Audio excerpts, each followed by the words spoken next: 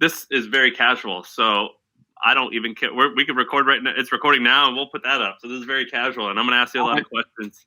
And if you don't want to answer something, just say it. But oh, I will. Yeah, this is very casual. What's going on? You're Randy, right? Yeah, that's me.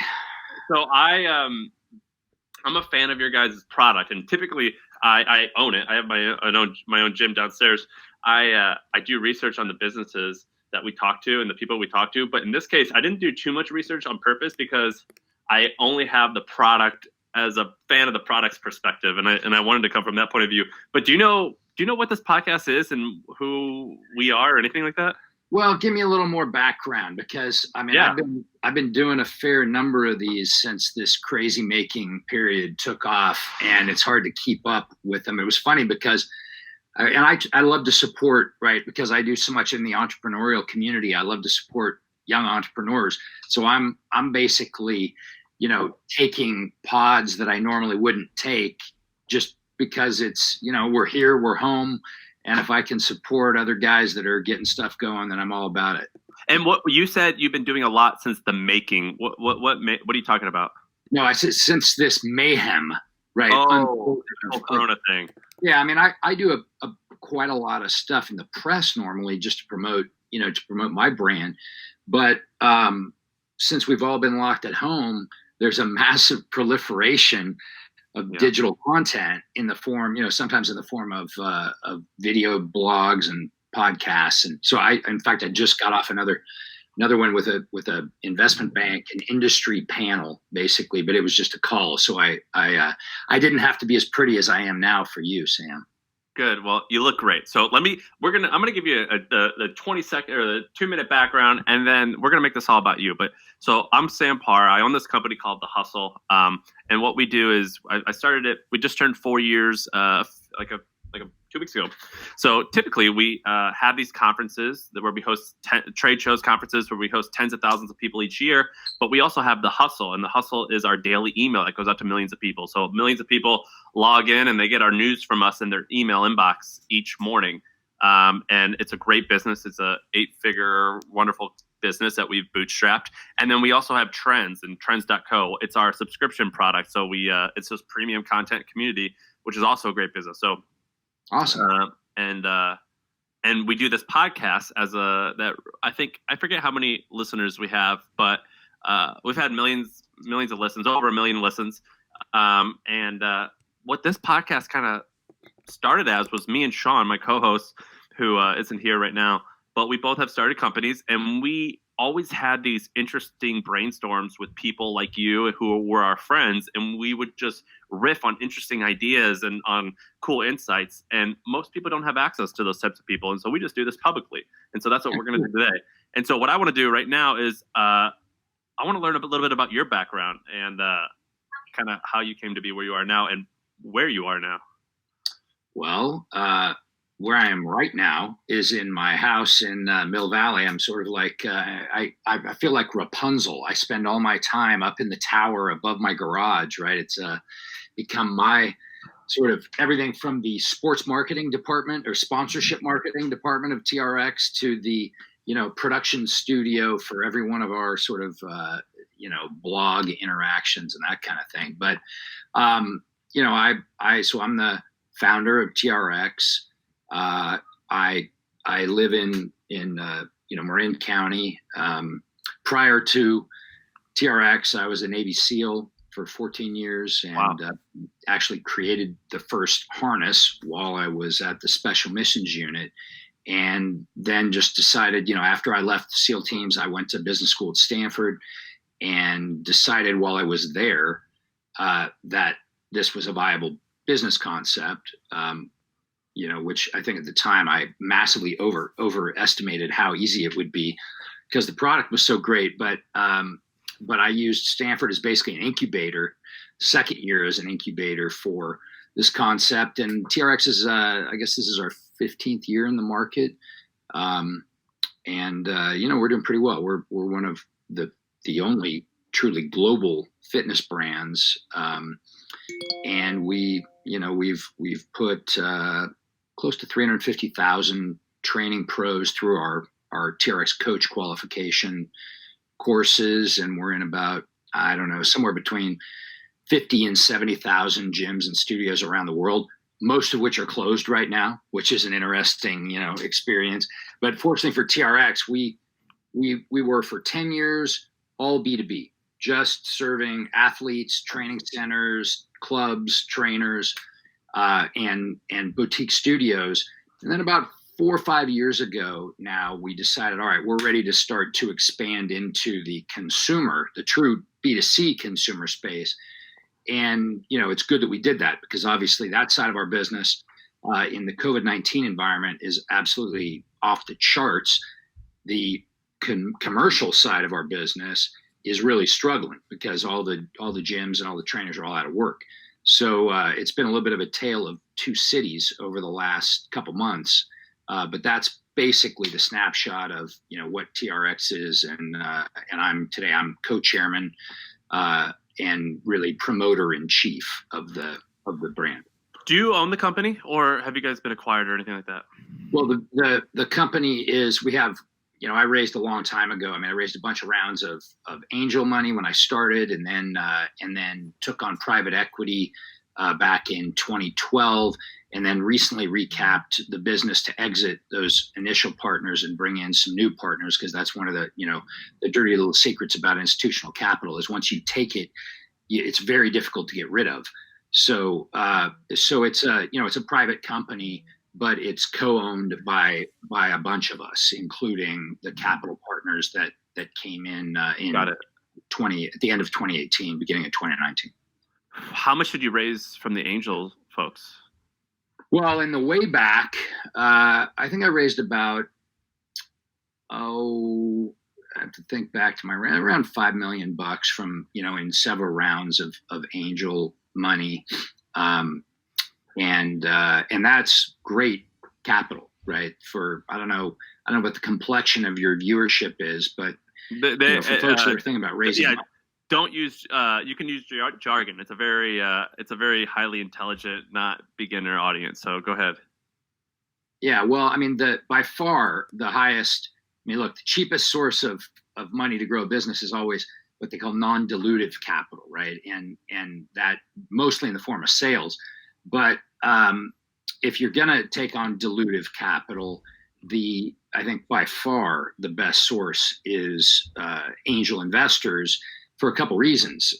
If presuming you pick your angels the right way, because what you get in an angel investor, if you've chosen well, is you get somebody who has a lot of relevant domain expertise, because angels tend to invest in things that they know and think that one way or another they can contribute value to. If you pick the right angel, you'll get somebody who not only has domain expertise, but super passionate about your venture. Generally, angels are willing to invest on a common stock basis, which, I strongly recommend to entrepreneurs that they stay away from preferred structures up until they're ready to sell a significant piece of their equity or exit altogether. Because once you bring in a preferred layer of equity into the cap stack, everything's different in terms of the solidarity that you once had, right, across the team and the investors, because that changes, and it's a tough change in the experience of most people that I know to manage. So I'm a big fan of angel investors, in which you get not only capital, right, but you end up getting pro bono experts effectively who are excited to be involved in your venture. How big was the company when you sold it to PE, or sold parts to PE? Well, it's been 2 rounds of that now, right? So the first money we took, and I think we were around, I don't know, 30 million, something like that. Annual revenue. Annual revenue, yeah, and who knows? We'll be north of. Probably north of 60 somewhere. Who knows how far? Because COVID is a interesting experience. And we don't really get into specifics because we're a privately held company. So if you're heading that way, I'll just redirect you. Well, so you already said the ballpark is 60 million. It could be way higher, but that's a number that's been said.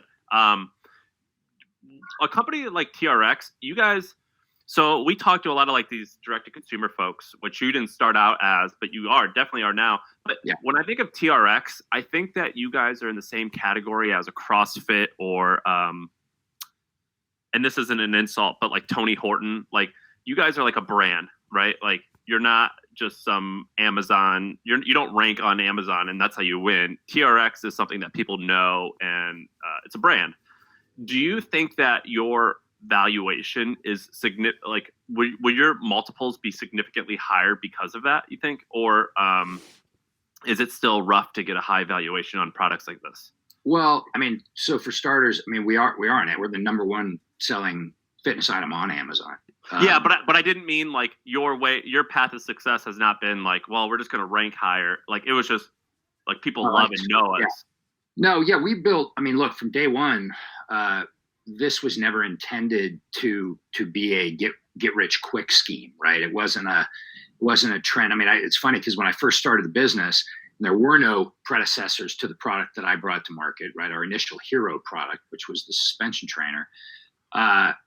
The idea there seemed kind of crazy to bring this strap into the club landscape full of machines and think that you were going to be successful. But one of the things that we did that was a really great choice, and I made plenty of less than great choices, but the one of them that was a great choice was really finding this sweet spot in helping training pros of all kinds, right? From chiropractors and physical therapists on one end out to MMA coaches and powerlifting coaches on the other end. And then obviously, and under the bell curve, tons of personal trainers and group fitness instructors. We decided we were going to become the business partner of them, and that we were going to give them this great tool that it's like I always described the suspension trainer like a magic wand, right? If you know the magic, you can really become a magician to your clients and your athletes and deliver them unbelievable results. That always, you look at a 12 feet of nylon webbing and go, yeah, well, what can that do? With the right pro and the right knowledge in that pro's head, you end up going, oh my God, this thing, I've never seen anything like this, right? And that's a unique characteristic that not many products or services ever have, which is you have people that come in with a very low expectation and leave with a very high level of astonishment. And so that's been a powerful benefit to us. And then we diversified the company's scope of operations. We became, the largest provider of professional education to trainers. And then we broadened the product line significantly, all the while focusing on this premium brand that you alluded to, which I do believe brings, an enhanced multiple. The reality, though, is that long term, if all a company wants to be is a product company, right, that delivers durable goods, because our stuff lasts for freaking ever, way too long. No, I've had the same one. I've had the same one for 4 years. I think it was gifted on Christmas, and I've had the same one for 4 years now. Yeah, I mean, and 4 years is nothing for a one-on-one, right? I talk to people that are still traveling around using our like first gen strap from 2005 in their bag, and it's, I mean, on one hand, it's a compliment. On another, it's a nightmare, right? Because you need what's it called? Planned obsolescence. Planned obsolescence, yeah. Yeah, you need a break after 5,000 push-ups. We never planned that because I really wanted to be, and I came at this whole thing, I started my entrepreneurial career at 39. So after a career as a Navy SEAL, so I had a set of premium level delivery. And if I was going to be associated with this brand, then that's what we were going to do. So we built everything that way. The unintended consequence is the one that you and I are beating around right now, is that your stuff lasts forever. And which means that, you either have to create more products to serve your existing customers, which is expensive, right? Because R&D is not cheap. Or you have to constantly be in search of new customers, which is not cheap.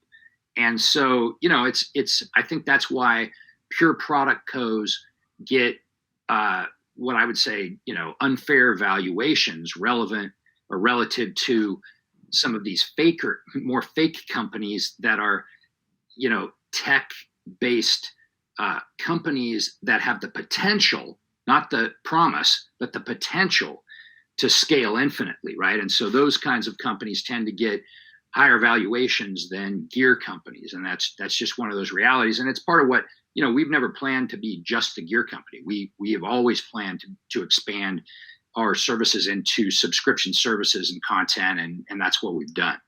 So let's talk about that in a second. But first, right now, you guys what are your revenue streams? Your revenue streams are coming straight from. Your revenue streams are purchases from coaches and things like that, or not? Coaches and chiropractors and B2B people servicing clients, right? We're an omni-channel distributor. So, on the commercial side of the business, which is the B2B side, we sell to gym, we sell gear to gyms, services and education to gyms and trainers. Yeah, and that's what I want to ask about. What is education? So you sell. Yeah, so we do. So we became early on. I mean, if you think back, nobody knew how to use a strap that didn't stretch and didn't have any weight attached to it. So if I was with you or one-on-one, I had almost 100% close rate in the earliest days. Problem was, I can't be everywhere, right? So, and if I wasn't with you and you were just looking at a picture of it, say on the website, the conversion would drop to 5%. So that was something that I realized very early. All right, well, I have to be able to scale my knowledge on how to use this thing. And so I brought in a guy who was introduced to me very, very early in the company's history, a guy named Fraser Quelch, who had been a career trainer and had written a lot of education in the form of courses for other pros, right? To teach other pros the various skills. I mean, how's a trainer or a coach learn his or her craft? They usually get a basic certification from a entry-level certification body like American Council on Exercise or NASM or NSCA. And then they go out into practice and they start developing practical skills. And along the way, they want to learn more about, a particular tool or a methodology, and so they have continuing education requirements. Right, just like a doctor or a lawyer, they have to do so many continuing education units per year to maintain their basic certification. We became one of the leading providers of those CEC courses that help a new trainer or coach move toward mastery. So, do you charge them for it? I'm on your website now. And that costs money. Yeah. Our normal we have about 10 courses of different kinds and are all B2B. And cheap, not $89? Well, no, traditionally they were $295, right? So $295 for a 1-day qualification course. And it was 8 hours live in person.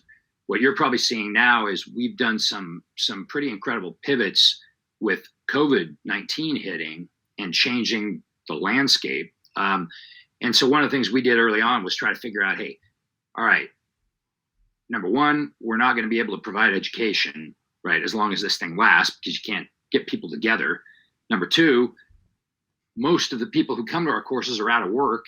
And so what can we do to support them was sort of idea number one.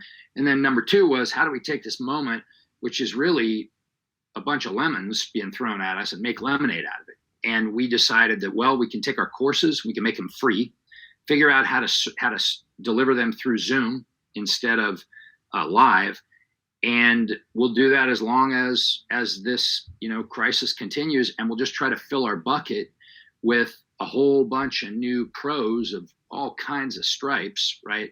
Who on the other side of this will then appreciate that we helped them out when they were down, and also just grows the TRX community, and so that's what we've been doing. So then you guys have revenue from selling the main product, the main TRX, which it looks like you have a few varieties, but I imagine most is from the main one.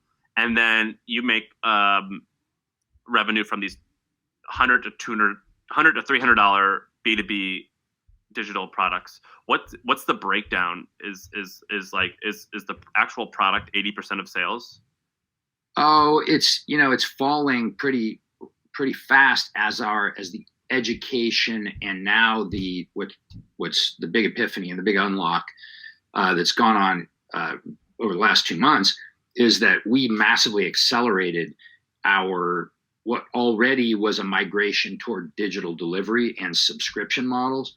And so, we've also got an app that we make money off of. That's a $4.95 a month app that supports the end user.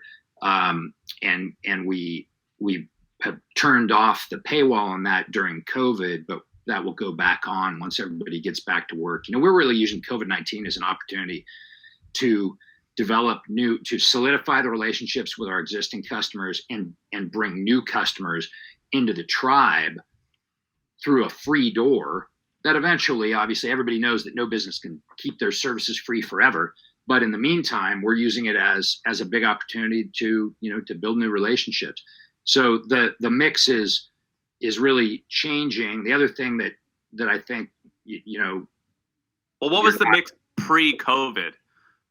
It's probably 70-30 between, equipment, but you're defining equipment way too narrowly, right? You're looking at our hero products, which are the suspension trainers. We do the entire ecosystem of functional training. So we have, steel ecosystems that you built, the infrastructure that not only do you hang straps on, but you fill with kettlebells, bands, balls, you do pull-ups on, right? Everything you would see in a gym. Yeah, you're right. Yeah, which I've used. Do you have a sales team to handle that? Like, did you have to do like hand-to-hand combat for that, or is a lot of it inbound and you're just fulfilling orders? It's some of both, right? I mean, no, I don't think any business, it certainly doesn't exist for very long as all inbound flow, right? Generally, you have to be out there knocking down the targets. And so, well, I guess, but are you like running paid ads to them, or do you actually have to have a sales force who's hitting the phones and making it happen? Both. Yeah, both. We advertise into the commercial landscape through the traditional, means to reach gym owners and trainers, but then we also have a pretty significant direct sales force inside and outside that does account development and service sales.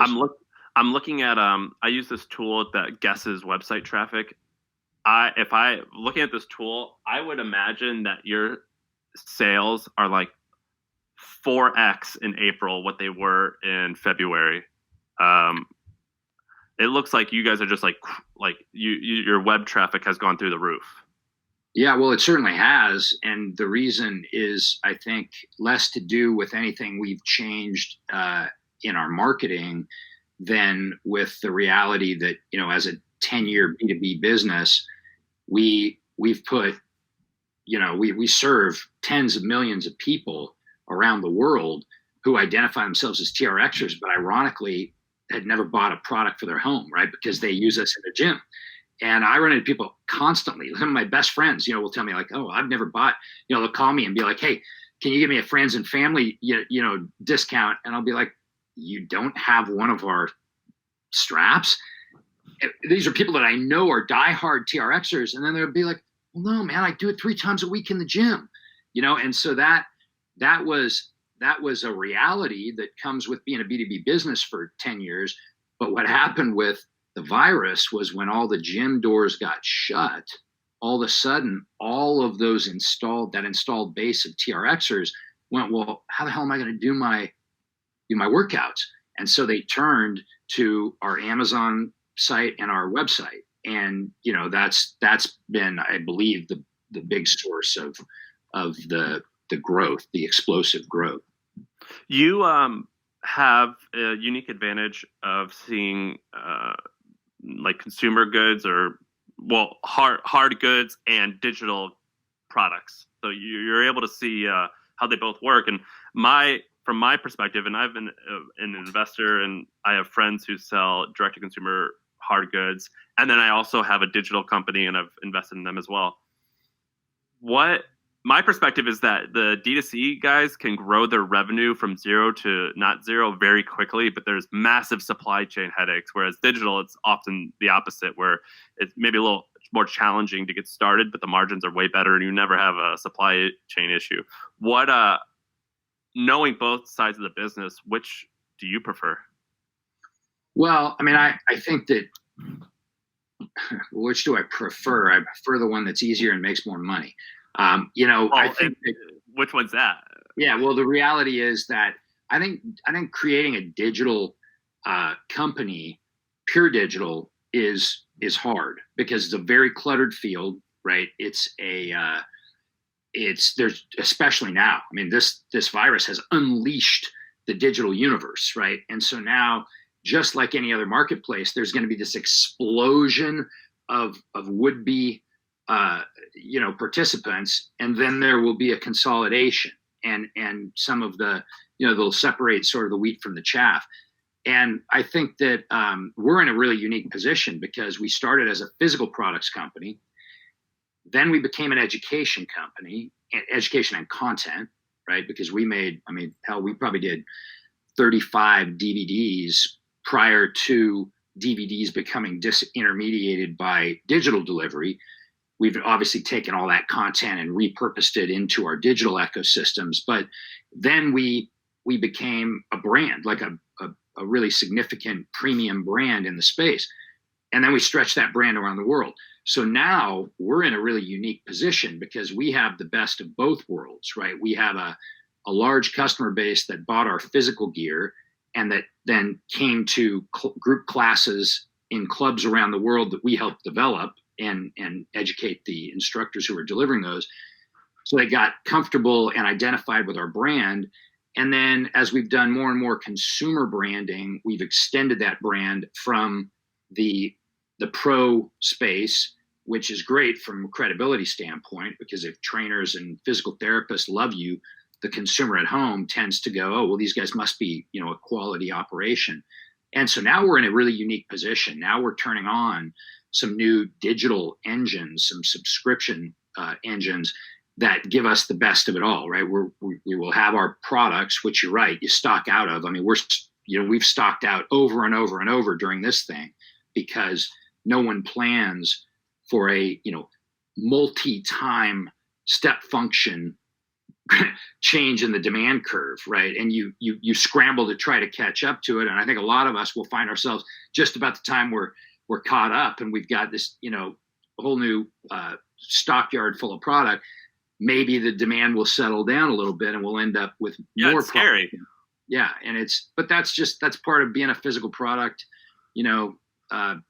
just supplier well, that's my question. Which one do you personally enjoy more, both in terms of working on and the results?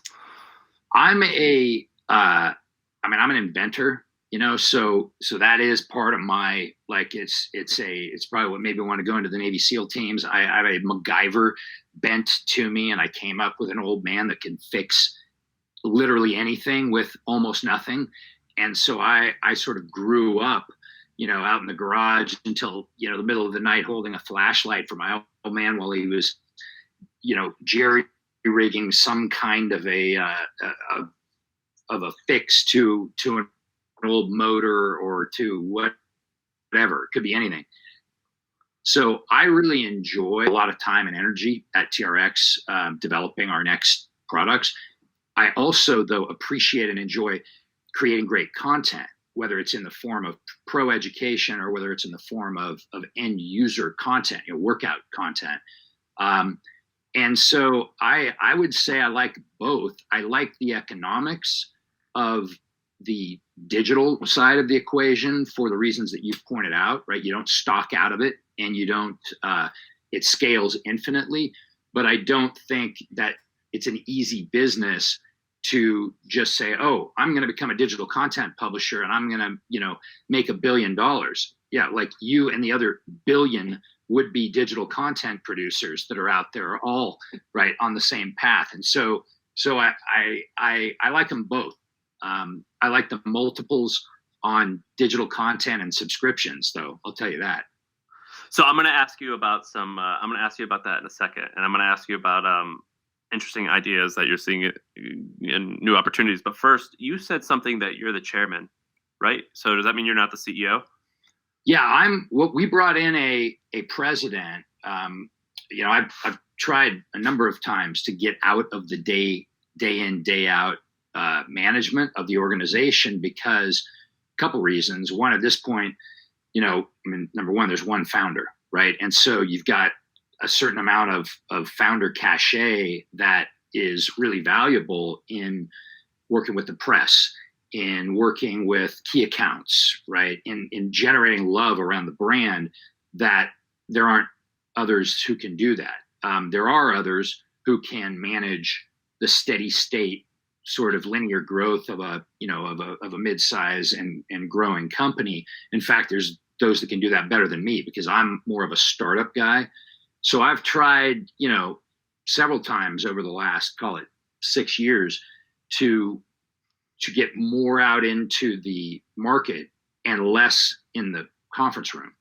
We hired a president about 8 months ago who he and I have been doing a transition where I can, basically hand most of the day in, day out over to him and to the team. And then with our new partners, they're very good at the financial engineering side of the equation. So I'm not, right? That is just not something that turns me on. I like the outcome, but the process is just not something that, floats my boat. And everybody's cut of different cloth. So what I'm really focusing my energy on is promoting the brand, developing new products, and looking at new initiatives, right? That's something that I'm very good at and passionate about, is sort of trying to see around the corner and what the next opportunity is going to be for the brand. We're very similar. So I've done the same thing. I have a president who handles a lot of stuff, and I do the exact same thing where I can lead vision, but I also come at the very bottom and I can just change pixels and invent. I do it digitally, but same exact crap where I have my computer up late at night and I'm just making stuff, and most of it sucks, but every once in a while I'll show it to someone and they're like, oh yeah, let's go make that. That's the product creation dilemma, right? Most of it goes nowhere, but about every 10, every 10th effort, you go, wait a minute, there's something to this one, right? And that's, you got to be wired to not get frustrated by that. Just like folks who like to manage at that mid-level, they don't like the scariness and the ambiguity and the vagaries of the startup or creator. They like the consistent predictability of, weekly staff meetings and a checklist and all the things that make me sort of, make the hair stand up on the back of my neck because I feel like, man, this is not where I want to be. So this is a consistent pattern that we've seen. I don't know if you know this woman named Sophia Amoroso, but she had this company called Nasty Gal, and it scaled to, I forget the exact number, 100 or 200 million a year in sales, and had multiple offers around $500 million. And she screwed it up for a bunch of reasons. One of the biggest ones is she was like, I'm brilliant at creating, I'm horrible at operating. And I too am like that, where I'm brilliant at creating, but operating, I just don't find it to be exciting. And I think that most people who start stuff are the same way. But I think there's actually a huge issue in Silicon Valley, although you may or may not run in the Silicon Valley crew. Particularly amongst that group of people, I've noticed there's a huge problem of people starting stuff who are afraid to hire people to actually run the thing. And what I've really embraced, and it took years to learn this, is that there's actually people who like creating the car from scratch and designing it. And then there's people who love modding it out and making it better. And having both is really important. How did you hire your president? And what was that like going through that process? And also, how many mistakes have you made in hiring the wrong people? Because that sucks too. Plenty. Yeah, plenty. I mean, look, first of all, so I operated the company, every single day for its first 10 years. That's a long time, right? And at that point, when the engine of both creation, activation, and management, that's like dog years. Well, why didn't you do that earlier then? Well, I think that a couple of reasons. One, I did try a couple of times, right, starting around maybe around year 8, to bring in, a president. My idea was always, I'll bring in a president, and I never took a CEO title for years because I just thought it was sort of ostentatious for a little company to have a CEO. That was my personal opinion. So I was the president. So when I brought in a president, and the first one that I brought in, it really aligned with bringing in private equity, right? So maybe it was about year 10. Why'd you even wait 8 years? Like, why not in year 3? I mean, well, because we were still very much evolving, right? And I think that one of the challenges with bringing in somebody to take over the daily management is you have to be pretty well defined about where you're headed as an entrepreneur before you can now hand the wheel to somebody, right? If you're wheeling right, wheeling left, that's not exactly the moment to be like, hey, buddy, here, take this, right? Because then the guy's like, where do I drive, man? So I think that's the answer. The short answer is I wasn't ready yet in terms of our definition to and the enough certainty to the general direction of our course to want to hand that over. But at about year 8, I was, and I said, okay. So I handed it over. Probably the first 2 presidents that I hired, which were both great guys, but the mistake that I made, largely from listening to my then private equity partners that had sort of their business school 101 playbook they were trying to run, which is go hire a quote unquote best practice president. Well, okay, kill me. Yeah, so I hear someone say that, kill me. Yeah, I'm sure. I was just going to say, I'm sure you're gonna be hearing something familiar here, right? Which is that a lot of the institutional capital investors, they haven't run businesses themselves, so they want to execute what they learned in business school, which is the idea of best practice. Well, what is best practice? That's the problem, right? And generally they will say, oh, it's someone from the upper mid levels of a great big successful company that we've all heard of. What I've learned, and it took me two go rounds to learn this, by the way, is that is almost a disqualifier to be a good president of a small company. Right? I need a guy with an MBA telling me what to do. Like, I need a fucking hole in the head. I don't oh my God. I got lucky. I've had a lot of great success. We have a guy, Adam Ryan, who's our president, and I've known him since high school. I'm from Missouri, so I'm not from like this fancy San Francisco stuff like I live now. And that was awesome because Adam is wonderful at being scrappy and things like this, but he also can be like a big company suit if you wanted to.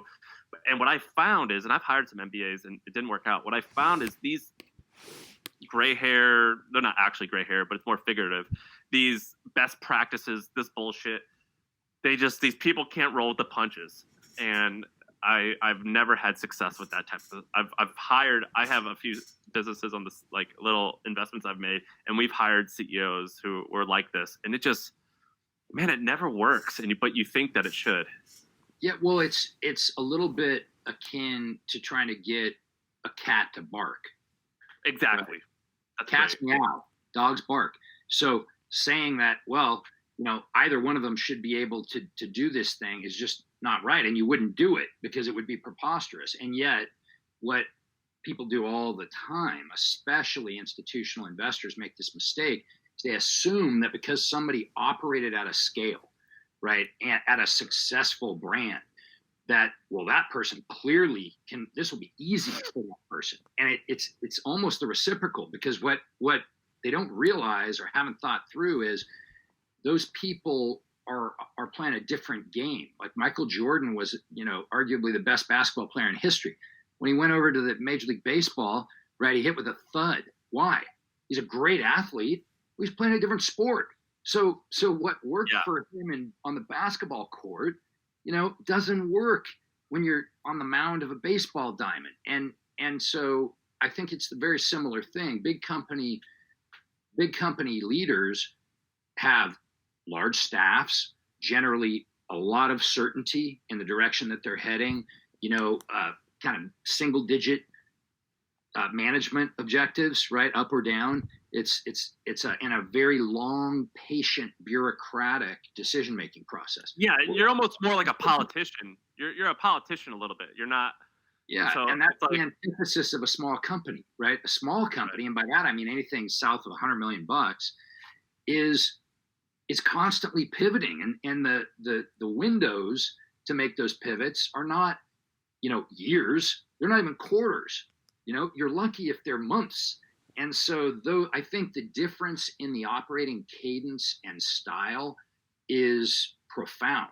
And just going to a big company, a successful big company manager, and thinking they're going to be successful as a small company president, it almost never works out. Yeah, I think that, look, once my business becomes a financial arbitrage machine and I need someone to figure out how to milk out 3% off the bottom line by using less materials, then I'm going to get one of those nerds. But until then, I need innovative people who understand how to be. It's a perfect balance of art and science, who understand like financial analysis and things like that, but who also can understand what motivates buyers and who can think of widgets that, make people feel good and want to purchase and be. It's just, I've been to this. I empathize. Are you investing in anything at the moment, or is 100% of your time on this, or like on Saturdays and Sundays, are you tinkering with anything totally outside of this field? Perpetually. Yes. Yeah. What interests you right now? Well, I mean, there's a lot of different things that interest me. I'm an angel investor in a bunch of different enterprises, both inside and outside of health and fitness. Because I'm a I'm a startup nerd. So I live and breathe, that. And I teach classes at both my alma maters, at the Marshall School at USC and at the Graduate School of Business at Stanford. So I get to see a ton of young. You're badass. So you're a fitness guy, a Navy SEAL, and an academic. Academic. I'd have to put that in quotes, Sam. I'm not sure that I would put academic. Technically, I'm right though. I mean, you teach at Stanford, okay? Yeah, so. but I'm a lecturer, right? Not a professor. So that means that all you had to do was have gone there and then have done something that didn't suck subsequently, right? And made a lot of mistakes. You're just an eclectic dude. You can kick someone's ass, but then also talk to them about Aristotle and like Britain's economic policy and how it impacted imperialism in the 1960s. I'm an eclectic dude. You got that part right? I'm an eclectic dude, and I'm a super geeky inventor, which I love. I mean, I've got like 40 patents that I could care less about the patents. What I cared about was the thing, right? Like bringing the thing to life. And then once you do, particularly in today's digital economy, right, you got to protect it. Because if you don't, you'll be knocked off and blown into oblivion almost immediately, with factory direct stores out of China that have FBA shops on Amazon now. So, so that's why I became, I joke about having a minor PhD in intellectual property law that I never wanted, but I had to learn. And so all of that, like all the nuts and bolts of creating, and then articulating a vision and wrangling a team to share that vision and then moving that thing forward. That's the stuff that makes my heart pound. What are your best angel investments? Well, I mean, I suppose we'll wait and see until they pan out. But have I've got paid out yet? No, not yet. I'm sort of an equity investor, right? I make a good living now, and so I'm not in any of these for a quick turn, but I think that they all will. And most of them are in areas that I tend to both invest and advise only in things that I think I can make a difference in. I've taken a couple of different flyers on things that, buddies that I trust and are domain experts in other areas have said, hey man, you should get in on this, but and also let's just qualify this. I'm a small, investor. I'm not placing 6-figure investments one after another, but I tend to invest in things where I can help the the operating team based on my own experience, right? And really, experience is just the sum of all your mistakes as much as anything else. And so I can help early stage businesses set up their partnership arrangements, right? Figure out what makes a good partner, figure out what capital sources that make the most sense for them are, because I know both the pros and the cons of all of them at this point. And then, team selection. I've been leading teams since I was, 22-year-old frogman, and led all the way up to, the national level. And so I've got a lot of experience. Whether I've done it all right, I certainly haven't, but haven't done it all wrong either. But I've got a lot of experience in helping, build culture, create team dynamics that are durable and performance oriented, and build brands. So if it's in those categories, that's kind of my wheelhouse. I have to pause real quick. I gotta run the restroom really quick. Go. We'll edit this part out.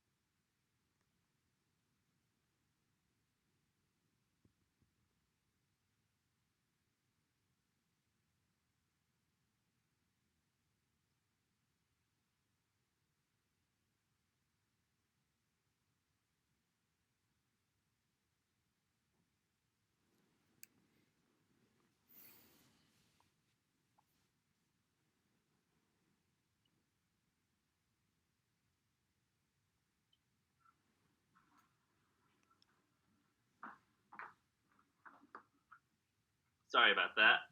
No worries, man. The nature. Are you an MMA fan? Yeah, big time. So I'm a huge MMA fan, and this quarantine thing, I've gotten very healthy, like I've done Ironmans and things like that, but I've actually started using my TRX, by the way, and there you go, lifting weights, and I've gotten strong. But I have a weight loss challenge, and I have $500 on the line, and I have to hit it by Saturday, and I'm gonna crush it just through diet and exercise. But I'm drinking crazy amounts of water because I want to do a MMA weight cut and just destroy the benchmark that I've got to. Yeah, and so I'm currently drinking 3 gallons of water a day, and then tomorrow and the next day I'm going to taper down. My goal is just to crush everyone. That's great. That's great. Yeah, I've been an MMA fan since before there was MMA, because coming up in the SEAL teams, right? It was very eclectic in terms of the coaches that we would bring in. So I was I've been the full gamut. I was an MMA guy before MMA was termed, right? Everybody was still purists in their arts, but because I had this Bedouin lifestyle of constantly deploying and coming back, I didn't have that luxury. So I became, I'd been a kickboxer and a wrestler in high school, kickboxer through college, then got into jiu-jitsu at the end of college and leaned into that, hard as a SEAL. But it was I never had the luxury of being in one place for more than a couple of years at a time. But I've been a huge fan of we did a ton of sponsorship actually of the fighters in the UFC prior to Reebok buying the global rights to the sponsorship placements. So yeah, I in fact Mike Dolce could help you with your weight cut, right? He's a freaking master at that stuff. Well, so we do you know who Ben Askren is? Sure. I've become friends with Ben through this podcast and media, and so he's been helping me out. And I'm name dropping a little, but I was a huge fan of his, and then I started talking to him. I'm like, that's awesome. I'm friends with someone I looked up to. And then I think we're having Michael Bisping come on and do a podcast as well. Yeah, both of those guys are great, man. I mean, Askren's a stud wrestler, and Bisping's just, you talk about one of the veterans of the sport. I was so happy when he finally got to the mountaintop after all those years of grinding. Inspirational. fighting everybody that, that was there to be fought. And he just kept sort of somehow falling just short, but he finally got there before retirement. So I was stoked for him. So you know about all this stuff, and it's sometimes whenever I talk about like MMA and UFC, I'm like, I think I'm being too niche right now. No one cares. I think it's way bigger than I actually realize. But when you were in the SEALs, the SEAL thing interests me for two reasons. One, is it Willick? Yeah, sure, Willink. Willink, that guy's everywhere right now. So, and he's always fun. He's got good clips that are fun to watch. And then I'm also reading David Goggins' book, Can't Hurt Me. Yeah. It randomly came up on my Audible thing, and I started listening to it. It's emotional. It's sad. It's hard to listen to. Have you heard it? Or I haven't. No, I mean, I know David. He and I did never work together, but you cross paths. Same thing with Jocko. Those guys are both way behind me in terms of age. But so in the SEAL teams, if somebody's more than a couple of years ahead or behind you, the likelihood of you knowing him is possible, but not high, unless you worked at the same places, right? In which case, then you transcend the age barriers because you're all at a command together and you work together. And I never worked with either one of those guys. In fact, I think as I was getting out, they were both coming in. But I certainly know, of both of them, and I like what they've both done with their brands. And, Jocko's done some really, really cool stuff with his podcast and his other appearances. In fact, he popped up the other day on Billions, which I was laughing about. I haven't watched the season premiere. Does he show up? So the new season, he popped up in that, and I was like, yeah, man, that's what I love it when I see other frogs doing good stuff.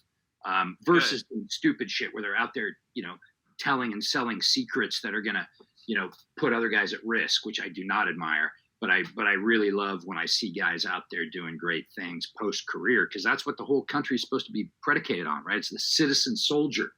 You come in, you serve for however long, you try to serve as well as you can, and then you go on and do something else cool out in the civilian community and be able to share some of the things you learned. And I love that Jocko does that, and I love that Dave's doing that as well. So when I started my business, I was like you, where I'm just like, I like to invent things and I like selling them and I like making money. What I didn't was what I always did track and field and running and weightlifting and swimming, and those are all individual sports. And what I really struggled with early on was how to be a leader.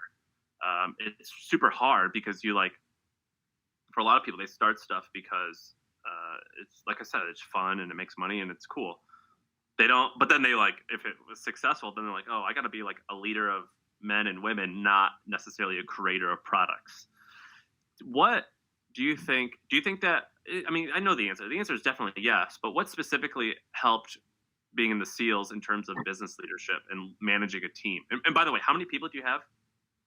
We've got about 100 full-timers, and then we use another 350 master instructors to deliver our education courses. So they're 1099s. But, so 100 full-time plus or minus, and, another several hundred that we employ as contractors. Do you think people would say you're a good manager or a good leader? I think they'd probably say I'm a better leader than I am a manager, right? That would be my guess, because it maps to, I can manage, and the distinction between that to me is quite a wide gap, right? Yeah. There are people, I think, who can do both at a very high level, but not many, because I believe that most of the characteristics that make someone really good at one or the other almost prevent you from being good at both. I mean, there are some extraordinary people, I think, out there that can do both, but management requires just a different level of, attention to minutia. I won't just say detail, because I'm very detail oriented, but ongoing minutia, which is important in making a business go. I don't have the patience for it. And I also, I never really liked corporate management. I like leadership a lot, and leadership's about storytelling, being authentic, right? Motivating and communicating. And do you think you're good at that? I mean, you seem very charismatic. Do you think you're a good leader? Yeah, I think that's one of the strengths that I have developed largely as a result of my experience in the SEAL teams. What are some things I can learn from you then through your SEALs experience, and that our listeners can learn? You think? Well, I mean, we do. So I do a keynote that is pretty massively oversubscribed, frankly, called "Lessons of a Frogman," and it's leadership lessons, business leadership lessons that I learned as a SEAL. Which turns out almost all of the key lessons that I know, I actually learned as a SEAL, the leadership lessons, not necessarily the tactical business lessons. But, and you would think, and I actually had one of the assistant deans at Stanford Business School when I was out interviewing to be accepted there, give me this sort of patronizing, put his hand on my shoulder and basically said, well, then, why do you think we should take you, Randy? And I talked about, my leadership experience. I was at that point, I was at the Special Missions Unit as a troop commander and had been in the SEAL teams for, 10 years or so. And, then he put his hand on my shoulder and said, well, then it's a bit different leading in the real world than it is in the military. Don't you think? Because out here, you can't just tug on your collar device and have everyone snap to and do what you say. And I was so astonished, man. I was like, is this guy for real right now, or is he baiting me? And I basically said to him, Dean, if that's your view on military leadership, then I think it says a lot more about how little you know than it does about the subject of leadership. And, not surprisingly, I didn't get in that time. But I think that if you're talking about people and groups of people, there are many, many more commonalities to how to lead and motivate the group than there are differences, depending on, irrespective of domain. Because you're talking about anthropological behavior, and that changes very slowly over millennia, and whether you're a baker or a freaking frontline soldier or a software developer, if you're dealing with other people, humans behave, largely the same way. They have different microcultures, but we're all part of the Homo sapiens species, and we've evolved our behaviors over hundreds of thousands, if not millions of years. So the commonalities are that people want to be inspired. They want to associate with something they believe in and other people who share that belief system. They want to feel important, right? Like they're contributing. Everyone wants approval and reinforcement that what we're doing is good. And so figuring out how in a context to provide those basic human needs is what leadership's all about. And I think that it's not actually very domain specific. Whereas management, arguably, is much more domain specific, right? Depending on the industry, and I think that requires a different set of skills. And very often, the things that make someone a good manager prevent them from wanting to be on the podium, prevent them from wanting to take risks, right? And those are things that you can't lead anybody if you're not willing to get on point. And so I think that leading and managing are related, but not the same thing. And is this Lessons of a Frogman? Is that available publicly? If I Google that, can I watch it? I hope not, because it's one of the the side hustles that I enjoy doing.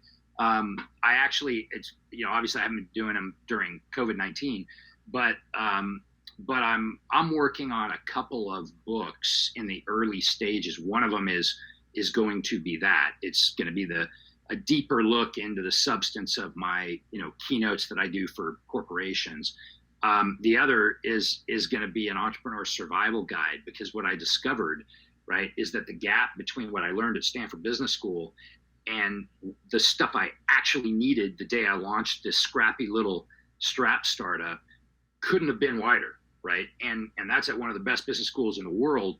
But what those business schools really prepare you to do is enter as a mid-level manager into a large organization. Very few of them prepare you to be a boot scrape entrepreneur, right? That needs to walk out and figure out how to find some space, how to get pesky little things like insurance. You know, when you start thinking about somebody that you're going to partner with, what's that all about? You know, how do you go about the nuts and bolts of raising money without screwing yourself, you know, there and ever after? All that stuff you don't really get in business school. You get that by getting out there and doing it, you know, and hopefully having good mentors. No, I agree.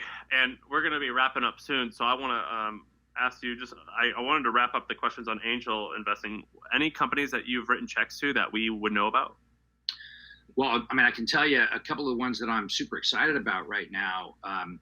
There's one of my, ironically, one of my board members started a company called Basil Street Cafe, which is a really cool automated pizza kitchen concept that I think COVID-19 has actually now made more viable even than before.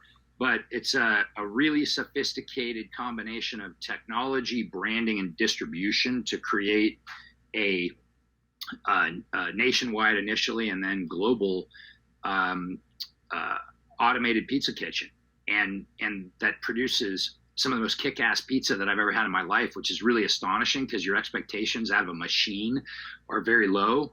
And it turns out it's every bit as good or better than Blaze or any restaurant quality pizza. So that's one of SoftBank backed one of those automated pizza companies. Hopefully you guys have a better run at it than those guys. I think sometimes, you know, like there are things that, you know, were a great idea, but were ahead of their time. And I think some of the plays that have attempted to do this before had an interesting idea, but the technology they didn't get right. And, you know, and it's largely a distribution business as well, because you have to make great pizza and be able to, you know, keep the machine stocked with it. And so but I'm excited about that one. You know, I've got another buddy that I'm helping that has a company called Everence, which I think is a really cool, you know, opposite end of the spectrum in a lot of respects. It's basically a very unique way to collect, capture, and then encapsulate. Can be anything, but the idea is hair, ash, could be any kind of material, you know, from a flower from, you know, the mountaintop where you got married or buried your grandmother or whatever, and then enables that to then be put into either jewelry, right, that you now have. For instance, I'm having some stuff done right now that I'll have my boys, you know, locks of their hair encapsulated and put into a bracelet, right, that I'll have them with me always. And have so you, it's like when Billy Bob Thornton and Angelina Jolie had vials of blood. Did you ever read about that? They're fucking weirdos. Yeah, that's a little creepier than I yeah. You know, than I'm into it.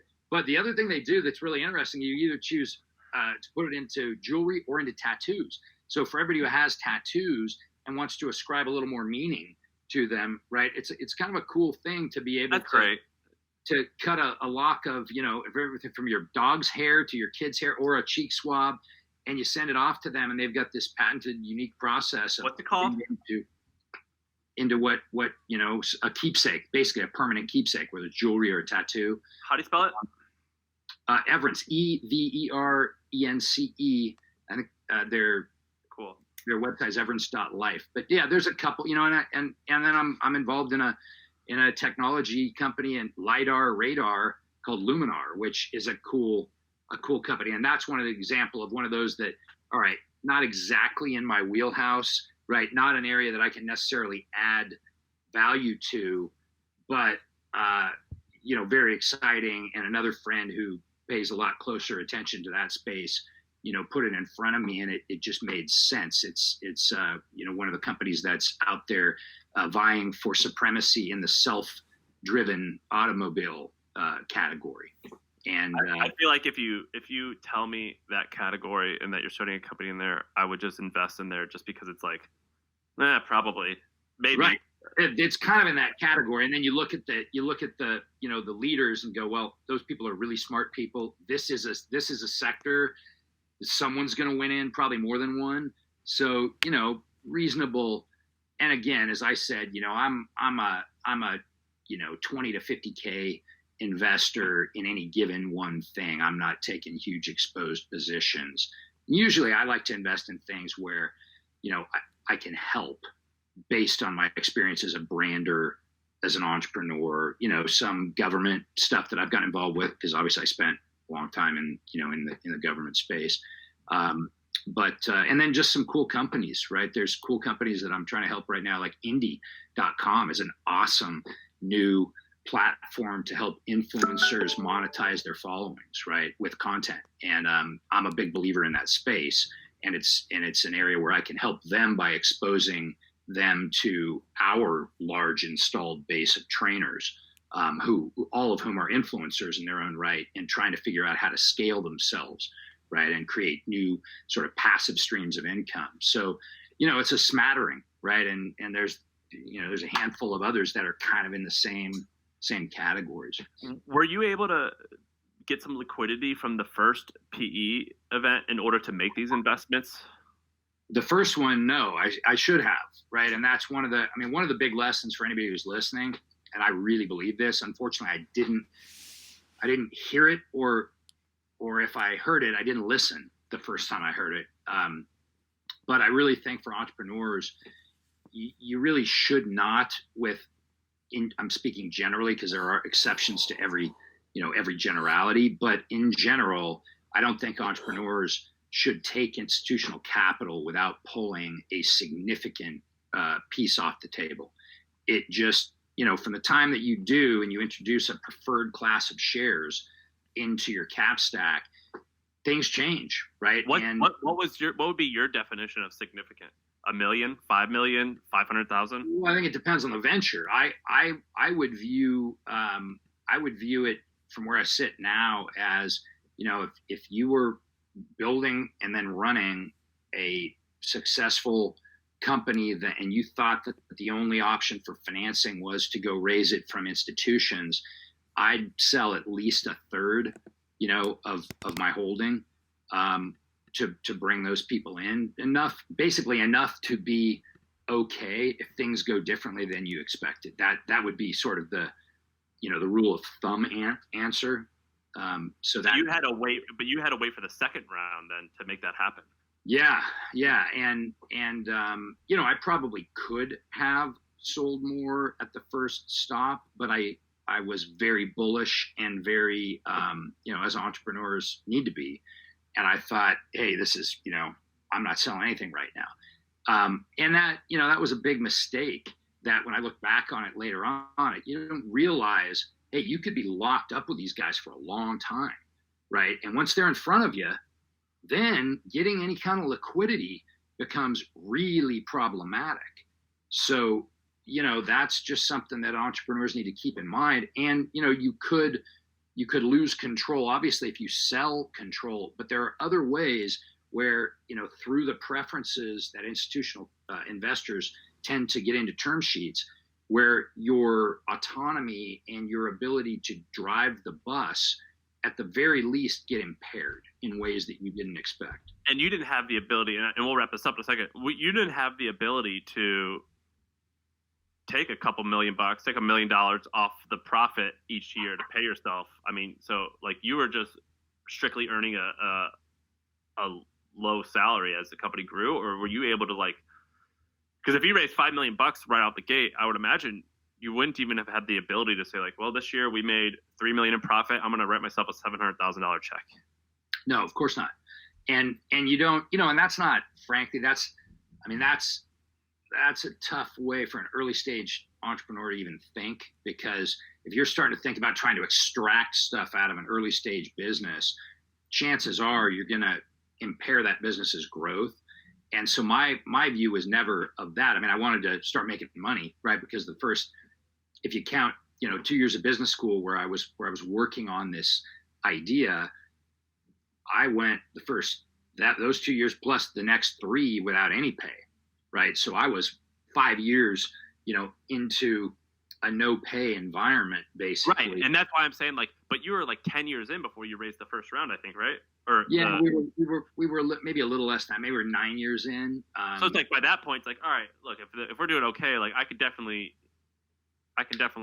And treat myself a little. I should have taken money off the table then. That was one of the mistakes, right? Because what I focused on instead was, hey, I want, to up my salary, right, and my bonus structure to a point at which I can start making, a good living on an annual basis. But I should have done both, right? Because that was possible. And I chose to just focus on, all right, let's get my cash comp up to a level that feels right for, what I've built in the 100 hours a week that I'm working, and not worry so much about, extracting value right now. Right. Oh, wait, you're saying you should have it just increase your salary and bonuses, not. I should have done both, is what I said. I did increase my salary and bonus structure. I did not pull money out of the business. Right. And that was a mistake. What were you paying yourself to where we paid $50,000 a year? Well, no, probably more than that by then. But early on, yeah, for the first 3 years, I was paying myself nothing. Then I think I started paying myself $50,000, and it just sort of, if you dollar cost averaged back, it would have been a very bad financial decision, right, on an hourly basis. But you get there and I make a good living today. That's plenty. So it all evens out. But if you dollar cost average the first 10 years, I probably made $50,000 a year. Which after 14 years as a Navy SEAL with a Stanford MBA, right, ain't killing it. And living in Mill Valley, and living in San Francisco at the time. I fled to Mill Valley like everyone does eventually, or to Marin, But I was living in the city, paying a mortgage up on Twin Peaks, and shit, I'm in Glen Parks. Oh well, that's where I was. So I was right behind Tower Market. Awesome. Glen Park was my regular, the Chenery restaurant. I don't know if it's still down there, but that was my regular jam. I live down the hill, and I used to run Glen Canyon every day. Yep, I live in downtown Glen Park. I ran Glen Canyon today, and I have a house here with like a garage and a gym with my TRX. This is awesome, man. You're cool as shit. I appreciate you taking the time. What's your preferred method of? Right on. What's your preferred method of chatting with people? Twitter? Fuck. At Randy Hetrick, right? Instagram and Facebook. At TRX Training is the brand, and TRXtraining.com is obviously our website. I'm working on a randyhetrick.com website right now, where some of my stuff that my next big vision is to take a page out of Richard Branson's handbook and basically figure out ways to grow my brand that can help the brand that I gave birth to do things that maybe it can't do, and vice versa, right? You ladder yourselves up just like he's done with Virgin and the Richard Branson brand. That's sort of a goal that I have. Maybe I'd be wildly fortunate to get to his scale, but I could be happy with a lot less than that scale as long as I'm still contributing value to the mothership and it's giving me opportunities to do cool stuff. Well, I think you have the story, you have the look, you have the charisma. Navy SEAL who's fit and also went to Stanford. You're a